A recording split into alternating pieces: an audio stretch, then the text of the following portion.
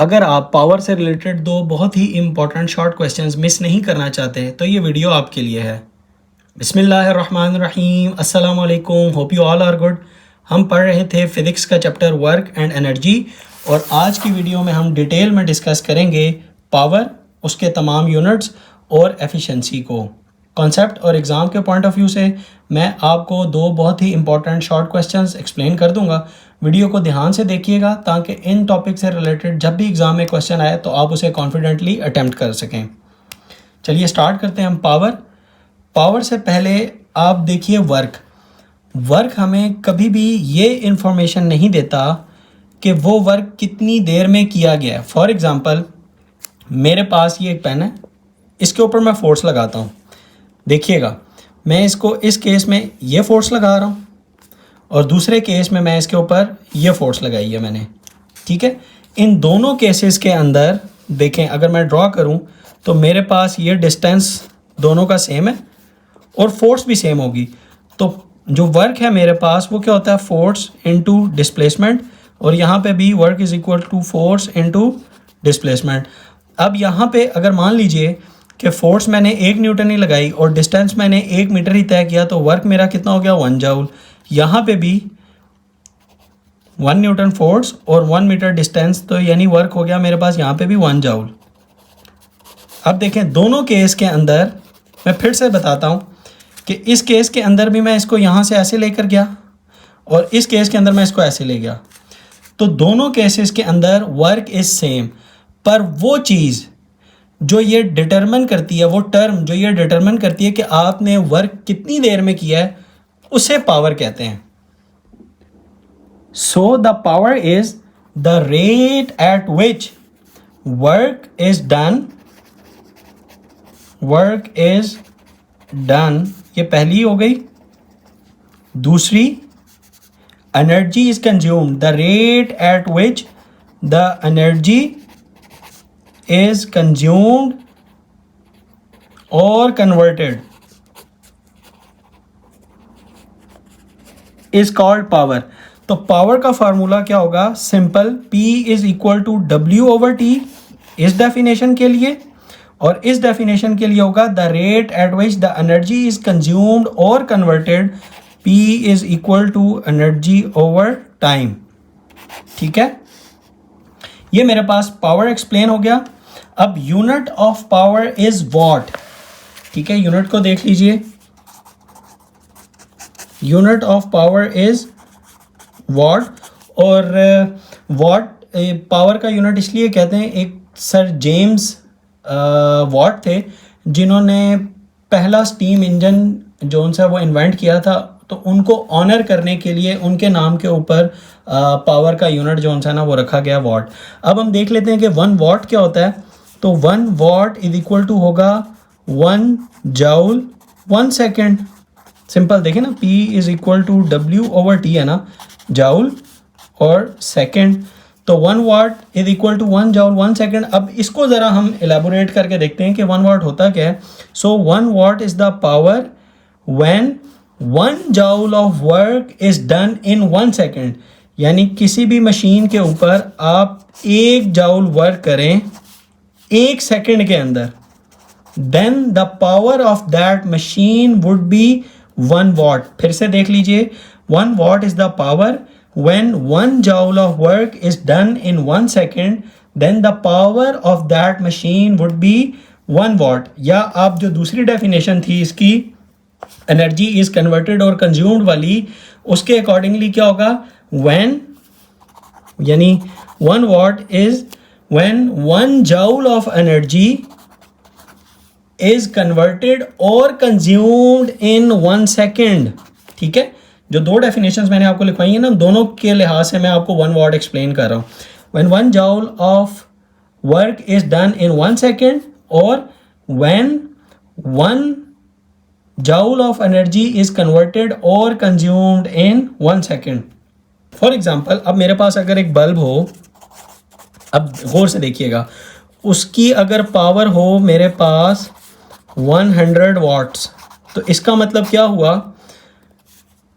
कि वो जो डिवाइस है वो 100 जूल्स, अगर ये बल्ब है ना तो अब इस बल्ब को आप 100 जूल ऑफ एनर्जी दे रहे थे, ठीक है, और वो उस 100 जूल ऑफ एनर्जी को कन्वर्ट कर रहा था 1 सेकंड के अंदर, ठीक है, यानी तो उसकी पावर होगी 100 वाट, यानी 100 वाट इज इक्वल टू क्या होगा, 100 जूल इन 1 सेकंड, यानी वो बल्ब जो है वो 100 joule of electrical energy is converted into in 1 second, then the power of that bulb would be 100 watt.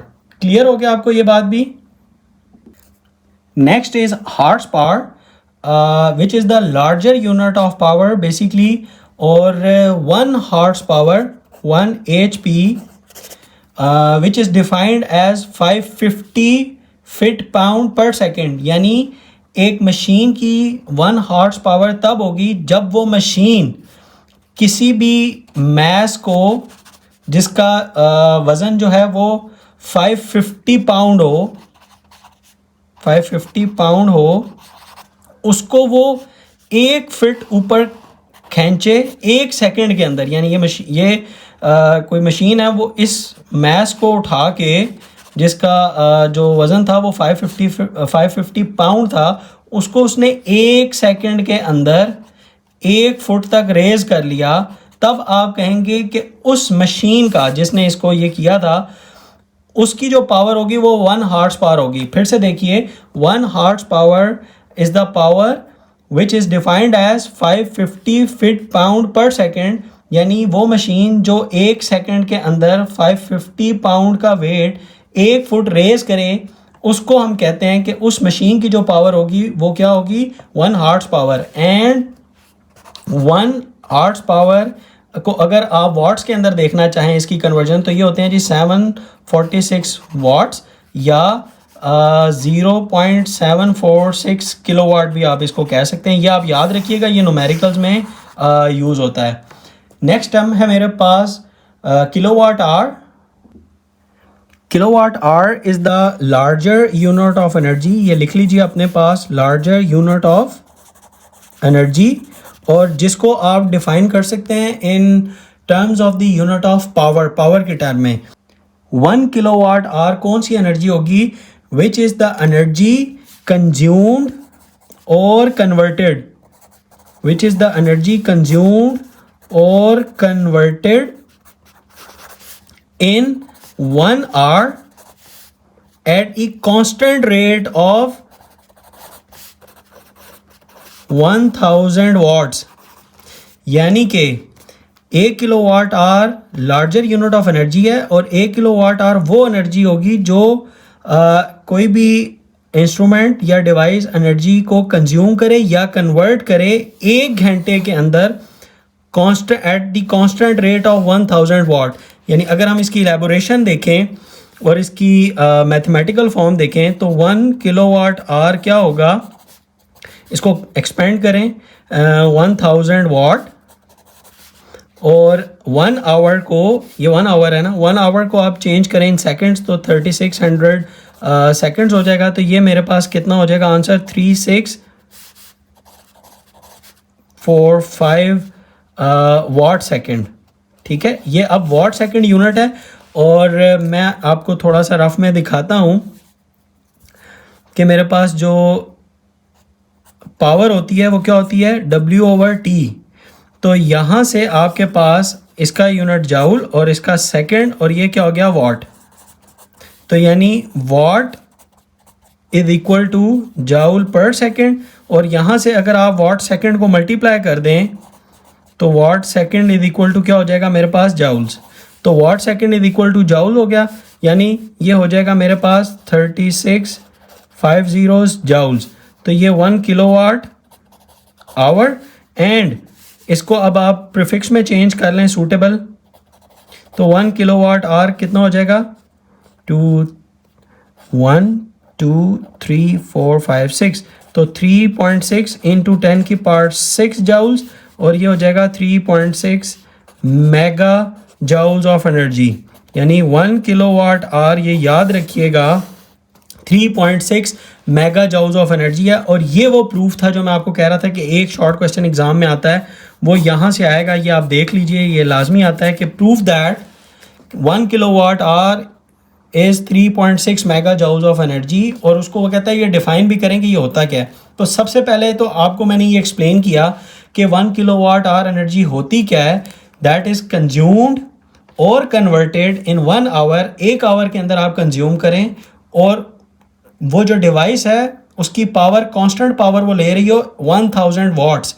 और इसकी हमने ये कन्वर्जन भी देख ली जो कि 3.6 मेगा जाउल, जिस तरह मैंने आपको कहा था कि ये एक लार्जर यूनिट है, तो आप देख लें यानी 1 किलोवाट जो है 3.6 मेगा जाउल्स के इक्वल ये बनता है। अच्छा, एक और जो शॉर्ट क्वेश्चन जो मैंने वीडियो में प्रॉमिस किए थे, सेकंड वाला, वो ये होगा कि आपके ये जो इलेक्ट्रिसिटी के बिल्स होते हैं वो कैसे कैलकुलेट किए जाते हैं, या वो जो यूनिट्स आपको पड़ रही होती हैं, फॉर एग्जांपल हम स्लैब्स भी देखते हैं, उसमें हम नंबर ऑफ़ यूनिट्स कंज्यूम्ड के हिसाब से बिल पे कर रहे होते हैं ना, तो वो यूनिट कैसे देखी जाती हैं या वो किसके इक्वल होता है। ये जो आपके पास इलेक्ट्रिसिटी की जो एक यूनिट होती है ना, यानी 1 यूनिट, वो इक्वल टू होती है 1 किलोवाट आवर के इक्वल, ये याद रखिएगा। यानी कि अगर कोई घर 100 यूनिट्स यूज़ करता है इलेक्ट्रिसिटी की, जिसको हम कहते हैं 100 यूनिटों का बिल आया है, तो इसका मतलब ये हुआ कि वो 100 किलोवाट आवर एनर्जी कंज्यूम किया उसने 1 मंथ के अंदर, और उसको इस एनर्जी का बेसिकली बिल आएगा। ठीक है, अब ये मैं छोटा सा ना बता देता हूँ आपको। जो हमारी आयरन होती है, इस्त्री, अगर उसकी जो पावर होती है वो याद रखिए 1000 वाट होती है, यानी 1 किलोवाट हो गया। अगर आप उस इस्त्री को 1 घंटा लगातार चलाएं, फिर देखिए, अगर आप उस इस्त्री को 1 घंटा लगातार चलाएं, क्योंकि इस्त्री की पावर 1000 वाट होती है ना, तो आपका जो यूनिट पीछे से जो मीटर होगा वो कंज्यूम करेगा जस्ट 1 यूनिट, क्योंकि उसने पावर कंज्यूम की, सॉरी पावर नहीं, उसने जो एनर्जी कंज्यूम की वो की 1 किलोवाट आवर। ठीक है, यानी आपको जो ये जो डिस्कोज होती हैं, ये जो बिल चार्ज कर रही होती हैं, ये एनर्जी कंजम्पशन का कर रही होती हैं कि आपने बेसिकली इलेक्ट्रिकल एनर्जी कंज्यूम कितनी की। ठीक है, ये भी क्लियर हो गया। अच्छा, इसमें अब ये बात भी आप याद रखिएगा, एक तो ये मैंने सिंपल आसान आपको बताया ना कन्वर्जन के कैसे आपने देखना है। अगर आप इसी इस्त्री को यानी 2 घंटे चलाएंगे तो 2 यूनिट्स हो जाएगा, आधा घंटा चलाएंगे तो हाफ यूनिट हो जाएगा। देखिए ना, 1 किलोवाट की अगर आपका बिजली और आपने आधा घंटा यानी 30 मिनट्स चलाई, 30 मिनट्स, तो वो हाफ आवर हो गया 1/2। तो ये कितना हो जाएगा, 1/2 ये आवर हो गया, तो half of the kilowatt hour, जो कि इक्वल होगा हमारे पास हाफ ऑफ यूनिट। तो अगर आपके पास एक यूनिट 40 रुपीज़ का है, यानी 1 यूनिट की जो कॉस्ट है वो 40 रुपीज़ है, तो आपका बिल कितना आएगा आधा घंटा इस्त्री को यूज़ करने पे, जस्ट 20 रुपीज़। ठीक है, क्योंकि देखें आपने पूरा यूनिट तो कंज्यूम नहीं किया ना, पूरा यूनिट कंज्यूम करते तो फिर आपको 40 रुपीज़ आता। अब आपने half of the unit consume किया तो आपको 20 रुपीज़ जो सा है वो बिल आएगा। ठीक है, यानी या उस टाइम आपने इतने रुपए की बिजली जो सी है वो कंज्यूम कर ली है। डन। नेक्स्ट हम एक न्यूमेरिकल भी देख लेते हैं अपने कॉन्सेप्ट को क्लियर करने के लिए। पावर ऑफ इंजन कैलकुलेट की गई है इस न्यूमेरिकल के अंदर। How powerful will be a Tesla car engine if it does 3.69 into 10⁻⁷ joules of work in 1 minute के अंदर। चलिए हम इस डाटा को लिखते हैं और फिर हम इसको इंटरप्रेट करके देखते हैं पावर को इन terms of the horse power और दी वॉट्स, दोनों के अंदर हम इसको कन्वर्ट करके देखते हैं कि उस इंजन की बेसिकली पावर कितनी होगी। जी, वर्क जो है वो 3.69 इंटू 10⁻⁷ जाउल ऑफ वर्क वो कर सकता है 1 मिनट के अंदर। तो 1 मिनट इज इक्वल टू हो जाएगा हमारे पास 60 सेकेंड्स। अब हम पावर का फार्मूला लगा लेते हैं, P is equal to W/T, तो यानी 3.69 इंटू 10⁻⁷ डिवाइडेड बाय 60 करेंगे तो मेरे पास पावर आ जाएगी 6.15 इंटू 10⁵ वाट्स। ये जाउल पर सेकेंड इज वाट्स। और अगर मैं इसको कन्वर्ट कर लूँ प्रीफिक्स के अंदर, सूटेबल प्रीफिक्स के अंदर, तो मैं इस डेसिमल प्लेस को अगर मूव करता हूँ 2 टाइम्स तो ये मेरे पास हो जाएगा 615 और इंटू 10 की पावर 3 वाट्स, यानी ये मेरे पास पावर हो जाएगी 615 10 की पावर 3 इज़ किलो वाट। यानी वो जो गाड़ी है टेस्ला की कार जो है उसके इंजन की जो पावर है वो है 615 किलो वाट। अब हम इसको देख लेते हैं कि उस गाड़ी का इंजन जो है वो हॉर्स पावर में उसकी वैल्यू क्या है। ठीक है, जो नॉर्मली गाड़ियाँ होती हैं उसके जो इंजन होते हैं ना वो हॉर्स पावर के अकॉर्डिंगली ही रेट किए जा रहे होते हैं या उनको देखा जा रहा होता है, बेसिकली किलो वाट के अंदर नहीं देखते। अब हम यहाँ से कन्वर्ट करेंगे। ठीक है, अच्छा अब हमारे पास एक बेसिक मैंने आपको कन्वर्जन का वो मेथड भी बताया हुआ है कि 1 horse power is equal to 0.746 kilowatt के इक्वल होता है। अब हम जो है नॉन वैल्यू को राइट साइड पे लेफ़्ट साइड पे लिख लेते हैं, तो ये 0.746 किलोवाट इज़ इक्वल टू हो जाएगा 1 हॉर्स पावर, और इसको अब हम डिवाइड कर देंगे तो यानी 1 kilowatt is equal to 1 divided by 0.746 horse power. अब हम 615 को दोनों तरफ मल्टीप्लाई करेंगे तो मेरे पास हो जाएगा 615 kilo watt is equal to 615 divided by 0.746। तो ये मेरे पास आ जाएगा, देखिए 615 डिवाइडेड बाई 0.746 824.39। तो मेरे पास पावर आ जाएगी उस गाड़ी के इंजन की 824.39। इसको अगर मैं राउंड ऑफ कर लूँ तो ये मेरे पास तकरीबन 824.4 हॉर्स पावर बनती है, जो कि अप्रॉक्सीमेटली 824। ठीक है, ये याद रखिएगा। ये पावर आ गई मेरे पास हॉर्स पावर के अंदर उस गाड़ी की, और ये आ गई मेरे पास किलोवाट के अंदर। ये था हमारे पास टॉपिक पावर, जो कि मैंने फुली आपको एक्सप्लेन कर दिया। होप कि आपको ये समझ आ गया होगा। नेक्स्ट टॉपिक स्टार्ट करते हैं, efficiency. So efficiency by the law of conservation of energy, ये याद रखिएगा, energy can neither be created nor be destroyed but it can only changes from one form to another form. यानी कि आपके पास अगर कोई मशीन हो, आप उसको कोई इनपुट एनर्जी देते हैं, तो bye the law of conservation of energy आपको आउटपुट एनर्जी जो है वो बिल्कुल सेम ही मिलेगी। सिर्फ वो देखें ना, उसने चेंज की from one form to another form उस मशीन ने ना। सो फिर एफिशिएंसी का क्या मतलब हुआ हमारे पास? मशीन जो law of conservation of energy होता है यही कहता है कि इनपुट एनर्जी आउटपुट एनर्जी के बराबर है।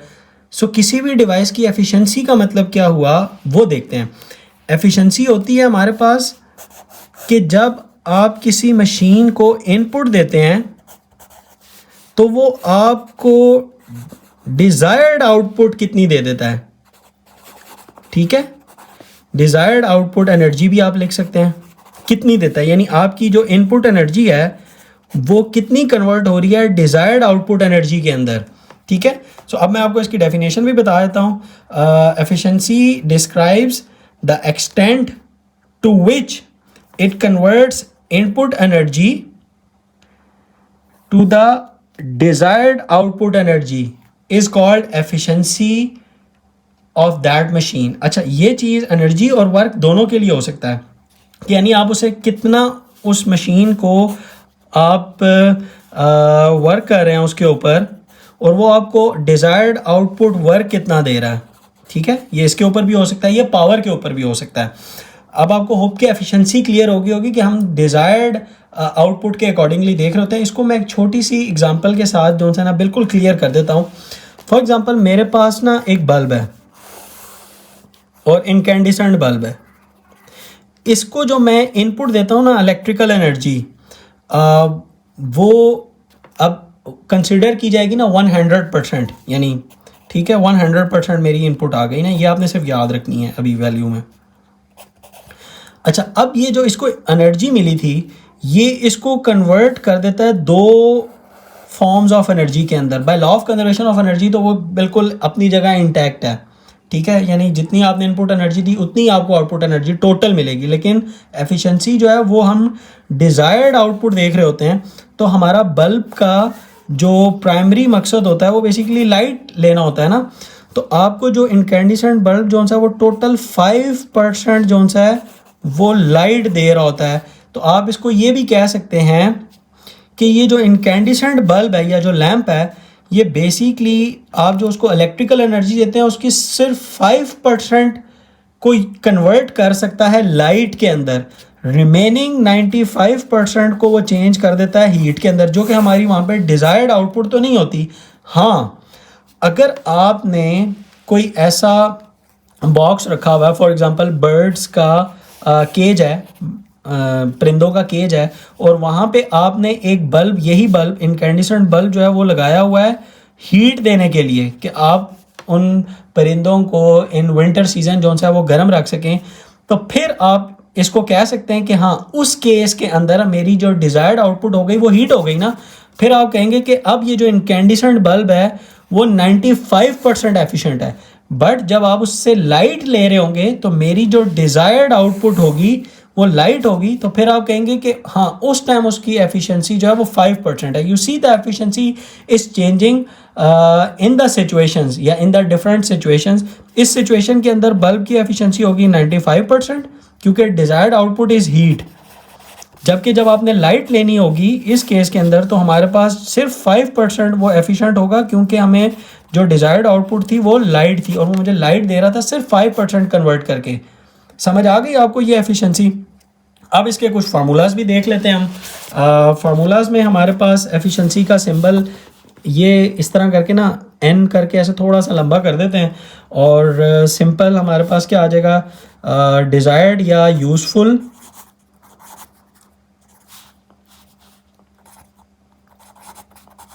Output work over input work.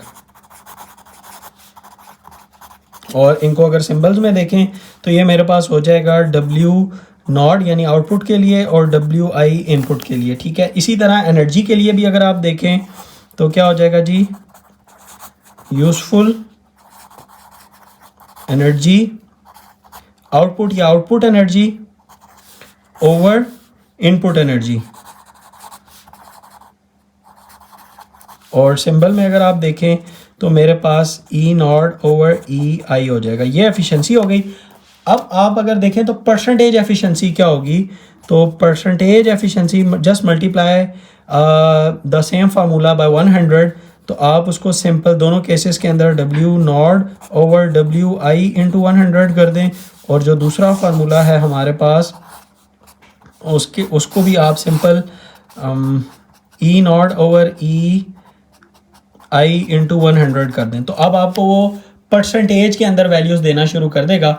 इस केस के अंदर वो आपको 1 से लेस वैल्यू देगा, और इस केस के अंदर वो आपको 100 से लेस वैल्यूज़ दे रहा होगा इन दोनों केस के अंदर। ठीक है, क्योंकि अब आप आउट ऑफ 100 वैल्यू देख रहे हैं ना, और यहाँ पे आपको वो लेस देन 1 देगा।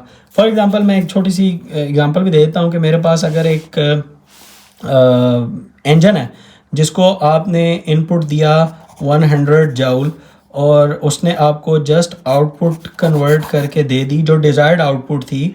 काइनेटिक एनर्जी इंजन को हम देते हैं ना, केमिकल एनर्जी फ्यूल की या पेट्रोल की केमिकल एनर्जी, तो वो हमें आउटपुट दे देता है। जो डिज़ायर्ड काइनेटिक एनर्जी होती है ना वो कन्वर्ट करता है, जस्ट कन्वर्ट कर सकता है 25%। तो ये हो गया 25 जूल्स। तो यानी अब इस केस के अंदर जब आप एफिशिएंसी कैलकुलेट करेंगे तो ये मेरे पास आउटपुट हो गई। तो 25 divided by 100 is equal to आ जाएगा मेरे पास 1/4, दैट इज़ इक्वल टू 0.25। और जब आप इसको परसेंटेज के अंदर देखेंगे तो सिंपल आप 0.25 मल्टीप्लाई बाय जब 100 करेंगे तो ये हो जाएगा जी 25%। यानी वो जस्ट उसको 25% ही कन्वर्ट कर पा रहा था केमिकल एनर्जी को डिज़ायर्ड काइनेटिक एनर्जी के अंदर। ये याद रखिएगा। अच्छा, अब ये तो हमने वर्क का और एनर्जी के फार्मूलाज को देख लिया। अब हम थोड़ा सा रिलेशन देखते हैं पावर के साथ। अच्छा, पावर के साथ भी आप बिल्कुल इसी तरह निकाल सकते हैं कि power output over power input, लेकिन इसको देखने का एक तरीका या अंदाज और भी है कि जो आपकी आउटपुट पावर होती है ना वो डायरेक्टली प्रोपोर्शनल होता है पावर इनपुट के, ठीक है। और यहाँ पे जो प्रोपोर्शनैलिटी कांस्टेंट का साइन जब हटता है तो ये इक्वल टू और एक कांस्टेंट आता है और वो कांस्टेंट होता है जी उसका एफिशिएंसी फैक्टर। तो सिंपल पी इन हो गया, तो ये P out is equal to efficiency multiply by P in. ये बिल्कुल वही एफिशिएंसी है जिसको आप यहाँ पे एफिशिएंसी फैक्टर भी कह रहे हैं। सिंपल अगर आप इसको इधर ही रखें, इसको डिवाइड कर दें तो ये क्या हो जाएगा, P out over P in. Simple यही फार्मूला हमारे पास बन जाएगा। ये था हमारे पास टॉपिक। अब मैं थोड़ा सा बुक भी रिलेट कर देता हूँ, वो भी देख लीजिए। ये देख लीजिए सिंपल। और कुछ इंपॉर्टेंट एमसीक्यूज और शॉर्ट क्वेश्चन भी हैं कि हमारे पास जो मैक्सिमम आउटपुट आप किसी भी डिवाइस से ले सकते हैं वो हमेशा 1 होगी या 100% होगी। अब bye the law of conservation of energy ऐसा तो नहीं हो सकता ना कि आप उसको किसी भी मशीन को इनपुट दें 100 जाउल्स और वो आपको आउटपुट दे दे 110 जाउल। ऐसा तो नहीं हो सकता ना, ये कभी भी नहीं हो सकता। अगर ये ऐसा होता तो इस केस के अंदर एफिशिएंसी क्या हो जाती, देखें हमारे पास आउटपुट क्या हो जाती, 110 ओवर 100। तो इस केस के अंदर जब मैं इसको डिवाइड करता हूँ तो मेरे पास क्या वैल्यू आएगी, 110 डिवाइडेड बाय 100। तो देखिए 1.1 जो कि कभी पॉसिबल ही नहीं है। और परसेंटेज के अंदर मेरे पास क्या आ जाएगी, जब मैं इसको 100 से मल्टीप्लाई करूँगा तो 110% आ जाएगी। ये तो law of conservation of energy को भी वायलेट करता है, ठीक है। यानी हमेशा याद रखिए कि आपकी एफिशिएंसी वो लेस देन 1 और परसेंटेज एफिशिएंसी जो होगी वो हमेशा लेस देन होगी, 100% से लेस होगी। अब हम कुछ डिवाइसेस जो सबसे ज़्यादा एफिशिएंट हैं उनकी एफिशिएंसी और परसेंटेज एफिशिएंसी भी देख लेते हैं। ये देखिए सबसे पहले हमारे पास इनकैंडिसेंट बल्ब है जो कि 95% हीट और 5% लाइट। फ्लोरेसेंट लैम्प जो है वो 80% हीट और 20% लाइट। यानी कि इन टर्म्स ऑफ हीट जो फ्लोरेसेंट लैम्प है, फ्लोरेसेंट लैम्प जिसको हम ट्यूब लाइट कहते हैं, हमारे घरों में जो ट्यूब लाइट लगी होती है ना उसको फ्लोरेसेंट लैम्प कहते हैं, वो समझ लें ज़्यादा एफिशिएंट है देन इनकैंडिसेंट बल्ब के विद रिस्पेक्ट, ठीक है। नेक्स्ट है मेरे पास कुछ और डिवाइसेस जिसकी इसने एफिशिएंसी दी हुई है, जिसमें सबसे हाईएस्ट जो एफिशिएंसी है वो इलेक्ट्रिक जनरेटर की है 98%, hydro electric power plant 95%, large electric motor 95%। तो ये तीन आपने डिवाइसेस एमसीक्यू के अंदर भी याद रखनी है। Home gas furnace, wind generator again important है, ये भी याद रखिएगा 55% efficient, fossil fuel power plant 40% efficient, और the most interesting automobile engine is just 25% efficient. ये परसेंटेज लिखी हुई है, 25% ये एफिशिएंट है। यानी कि अगर आपकी गाड़ी अभी भी हमारी जो गाड़ियां हैं नॉर्मली वो 15 से 20 किलोमीटर के दरमियान जो उनकी है ना वो माइलेज देती हैं। यानी उनको अगर आप गाड़ी को थोड़ा सा मैं इसको जूम कर लेता हूँ, अगर आप गाड़ी को, ये मेरे पास अगर कार हो, सिंपल मैंने कार बनाई है, और अगर आप इसको इनपुट देते हैं 1 लीटर फ्यूल, तो ये 1 लीटर फ्यूल के अंदर आपको आउटपुट देता है 15, अगर मैं 15 ज्यूम कर लेता हूँ, सिंपल 15 से 20 ना, तो मैं हाइपोथेटिकल केस आसान के लिए ना हम 5 कर लेते हैं, 20 कर लेते हैं, 20 किलोमीटर जो उसकी ना ये गाड़ी एक चलती है और अभी ये 25% एफिशिएंट है। तो सोचें कि अगर हम कुछ ऐसे इंजन्स बना सकें जो कि 25% के बजाय 100% एफिशिएंट होते, तो ये 4 टाइम्स इसकी एफिशिएंसी बढ़ी ना, तो ये 4 टाइम्स ज़्यादा चलेगा। यानी उस केस के अंदर ये एक गाड़ी जो है वो 1 लीटर के अंदर, 1 लीटर ऑफ पेट्रोल के अंदर आपको तकरीबन 80 किलोमीटर जो है ना वो माइलेज दे देगी। ये एक इंटरेस्टिंग चीज़ थी जो मैंने सोचा आपको एक्सप्लेन कर दूँ, आपको ये भी समझ आ गया होगा। नेक्स्ट देखिए फ्लोरेसेंट लाइट है और इनकैंडिसेंट लाइट है जिसकी एफिशिएंसी ये है। ये सारा अब आपको मैंने एक्सप्लेन कर दिया। एफिशिएंसी देख लीजिए, अब petrol engine it takes numerical just 40 joule of fuel energy ले रहा है and does only 120 joule of the useful work. तो एफिशिएंसी कैलकुलेट करनी है, सिंपल आउटपुट 120 डिवाइड बाय 400, तो इसकी एफिशिएंसी आ गई 0.3।